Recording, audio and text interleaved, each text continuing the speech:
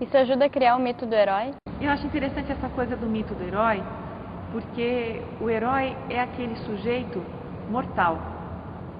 Imortal são os deuses. E esses são motivo de adoração. O herói, por ser um mortal, é aquele sujeito que a gente acredita poder ser.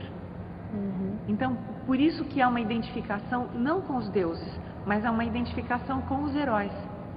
Porque assim, ele se aproxima dos deuses no sentido de poder realizar alguma coisa fora do comum, fora do normal. Mas é uma realização essencialmente humana. O livro Heróis Olímpicos, ele representa a perpetuação da história. De uma história que costuma se perder com o tempo. Então, vários dos atletas que foram entrevistados tiveram uma gratidão imensa pelo fato de verem a sua história registrada.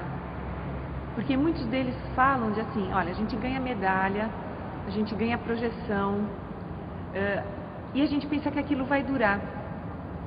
E passado um tempo, eles caem no esquecimento e muitos deles vivem uma amargura muito grande por não serem lembrados, exceto em ano de Jogos Olímpicos. Que aí a mídia vai em cima e quer saber onde é que eles estão, o que eles estão fazendo, né?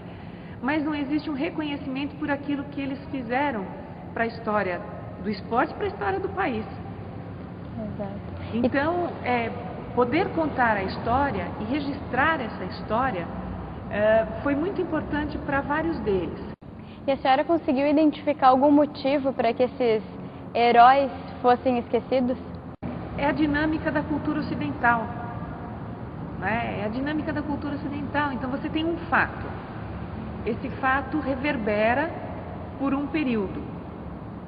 E depois, na medida em que esse sujeito não é capaz de gerar um novo fato, ele vai sendo superado por outras coisas que acontecem nesse momento. Um acidente de carro, a morte de alguém, uma nova lei, uma crise econômica. Não é? Então, você tem a dinâmica da sociedade que imprime um ritmo às coisas. Mas, mais do que isso, o que eu acho interessante é que não se tem uma política no Brasil de valorização dessas pessoas que fizeram a história do esporte no país. Então, quando eu penso nos Heróis Olímpicos, mais do que um projeto de pesquisa, eu penso num projeto público, de tornar perene essa história e da importância que ela representa para as novas gerações.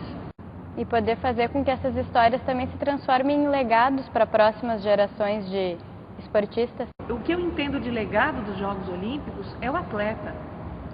Quando você me pergunta assim, qual é o principal legado dos Jogos Olímpicos, para mim não são as obras, não são os estádios, as piscinas, porque isso com o tempo se deteriora e se acaba. O principal legado dos Jogos Olímpicos são os atletas, realizadores do evento. Não existe Jogos Olímpicos se não houver atleta.